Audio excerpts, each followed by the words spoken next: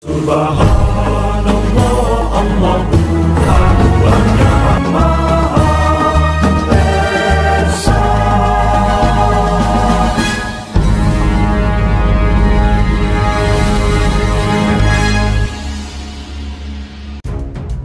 Panitia khusus atau pansus dari Pengurus Besar Nahdlatul Ulama atau PBNU menyerukan agar Partai Kebangkitan Bangsa atau PKB kembali ke Khitoh 1998 dan mengembalikan anggaran dasar, anggaran rumah tangga atau ADART partai sesuai dengan desain aslinya, di mana sebelumnya rapat pleno Pengurus Besar Nahdlatul Ulama yang telah dilaksanakan menetapkan dan menugaskan tim yang terdiri dari Kiai Haji Anwar Iskandar selaku Wakil Rais Am dan Haji Amin Syahid Husni selaku Wakil Ketua Umum untuk melakukan pendalaman tentang hubungan Partai Kebangkitan Bangsa dengan Nahdlatul Ulama.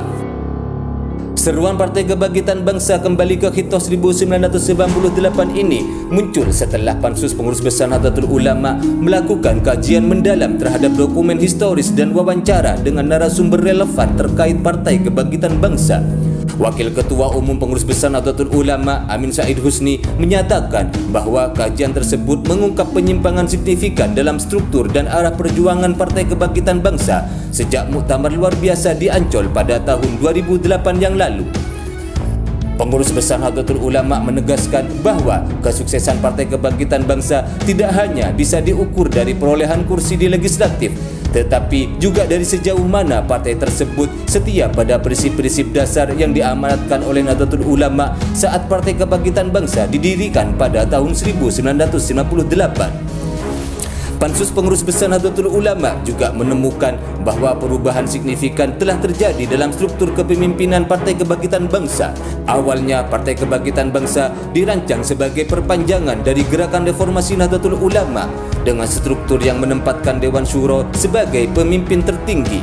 Namun sejak Muktamar 2019, peran Dewan Syuro telah direduksi dan kekuasaan semakin terpusat pada Ketua Umum Dewan Pimpinan Pusat Partai Kebangkitan Bangsa, yaitu Muhaimin Iskandar.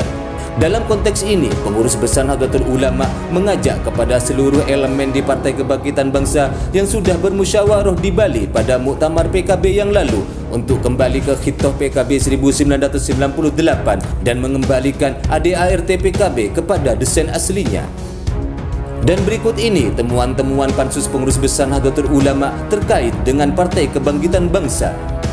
Pertama, PKB dideklarasikan pada tanggal 23 Juli 1998 sebagai partai politik yang lahir dari rahim Nahdlatul Ulama dan proses kelahirannya dibidani oleh Pengurus Besar Nahdlatul Ulama melalui serangkaian rapat-rapat resmi Pengurus Besar Nahdlatul Ulama dan penerbitan surat-surat resmi Pengurus Nahdlatul Ulama dengan melibatkan seluruh struktur organisasi secara nasional.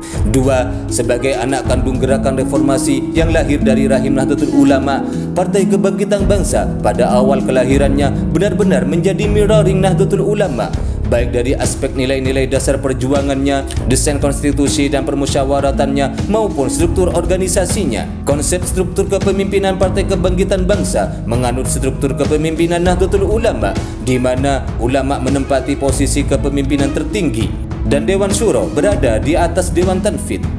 Dewan Syuro adalah pimpinan tertinggi partai, sedangkan Dewan Tanfidz adalah eksekutif atau pelaksana saja, yang tertuang dalam pasal 16 AD PKB tahun 1998. 3. Sejak Muktamar Luar Biasa Partai Kebangkitan Bangsa di Ancol, Jakarta pada tahun 2008 yang lalu, PKB di bawah kepemimpinan Gus Imin ini terus mengalami perubahan yang sangat mendasar dan bahkan menyimpang sangat jauh dari desain aslinya.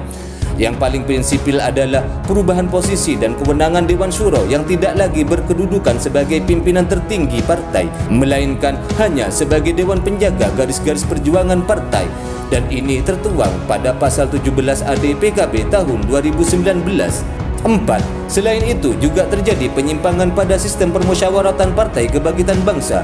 Pada awalnya, Partai Kebangkitan Bangsa dirancang sebagai partai politik yang demokratis dan menganut piramida kedaulatan anggota. Ketua Dewan Tanfidz pada setiap tingkat kepengurusan dipilih dari dan oleh peserta musyawarah setelah mendapat persetujuan dari Ketua Dewan Syuro terpilih.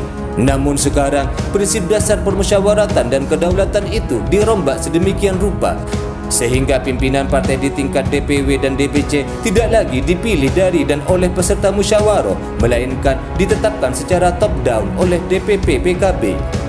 5. Muktamar PKB pada tahun 2019 menghasilkan ADART PKB yang semakin jauh menyimpang dari khitahnya. Ketua Umum Dewan Pimpinan Pusat Partai Kebangkitan Bangsa dinobatkan sebagai satu-satunya mandataris muktamar.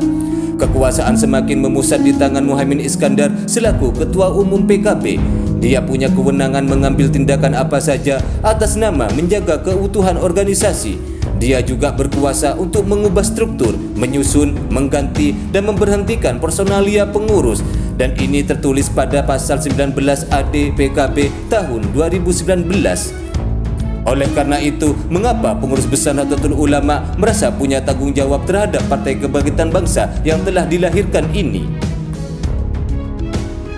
Subhanallah, Allahu Akbar.